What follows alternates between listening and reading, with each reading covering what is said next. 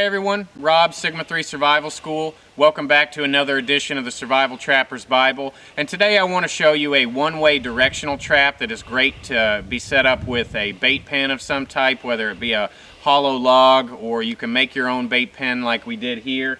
And something that's important for this trap trigger setup is that you either have a couple of trees close to each other or you make large stakes in order to have something to hang your trigger system off of. So the first thing that I'm going to show you is the actual trigger and the bait pen and how it works. Alright, so this trap trigger is very simple.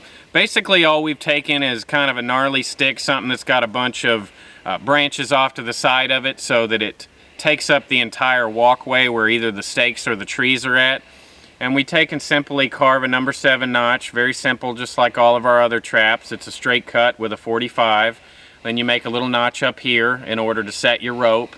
Then we make a snare loop, and on this particular trap we're going to be using wire, which I highly recommend. I mean, it's super cheap. You can almost buy it anywhere. You can carry it anywhere without really getting in trouble for it, and it's very useful for a ton of different survival uses. The next thing that you need to do is take a straight stick, and you want to physically carve a straight edge on one side so that your number 7 notch can lock into it.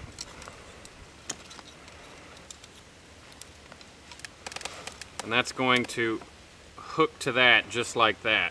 And that way the animal can't walk into your bait pen without going through your trigger first. So once you've got your bar attached, then you need to go ahead and set it so that you can get your snare set. And just like with all snares, we've got some split sticks here.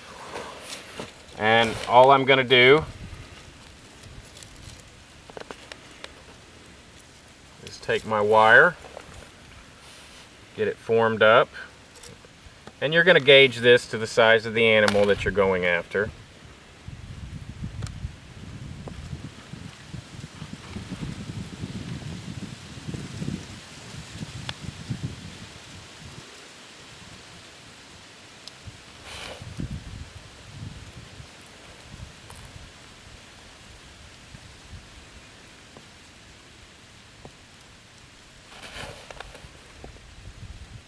Remember, the height of the snare is very important. We don't want it too low or you're more likely to get a body grip versus a head grip. And then just form it into the spot that you want. Now, your bait pen can be a lot of different things, but the one thing it needs to be is secure. I mean, you could make a little A-frame hooch like we did on our large split stick figure 4 deadfall. You can use a large hollow log, or you can take sticks and secure them into the ground. Now, if you're trying to go after something such as a raccoon or a squirrel, something that can jump or go around your barrier, something like this would be fine for a rabbit, but for a lot of different game, I would want to use something different than this. So this is for demonstration purposes, but it will work. And depending on what you're going after, obviously your bait source is important. And we talk a lot about carrying peanut butter in our kit because not only is it a fantastic calorie source, it's also a fantastic bait source. And rabbits love peanut butter.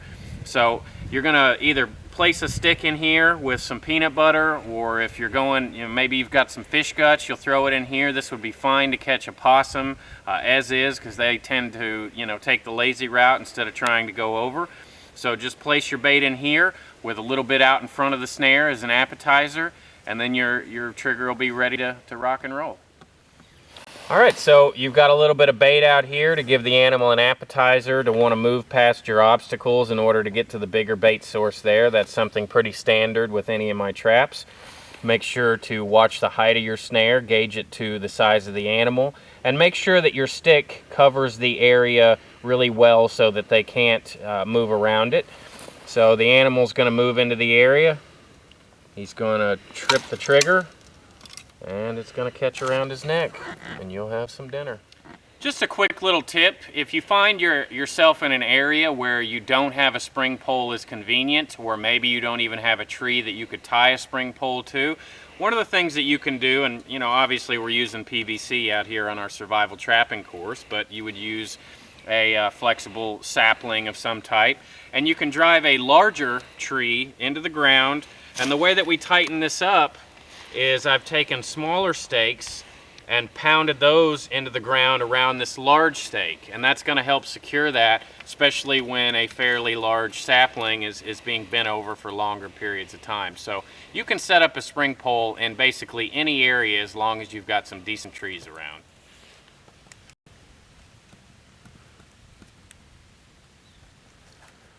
Alright, so that's just another variation of a spring pole snare. And guys, there are so many different forms and variations of these different trap triggers. You have to think of it almost from an artistic perspective. When you see something, you want to take a trap trigger and design it for your needs and for your specific area and what animal you're going after. There are no real hard and fast rules about this stuff. It's whatever works, works. And, you know, over a decade of you know, playing around with these different trap triggers, and we've obviously had a lot of time to see what works and what doesn't. And every trap trigger that we've shown you here works fantastically for us. And, you know, get out there and build some on your own. Try it yourself. And make sure to check out the website. We are building blogs for every single one of the different trap triggers that we've demonstrated in the series. So we'll have write-ups and further descriptions on how to use and how to build these traps. So make sure you check out our website for that info. Thanks.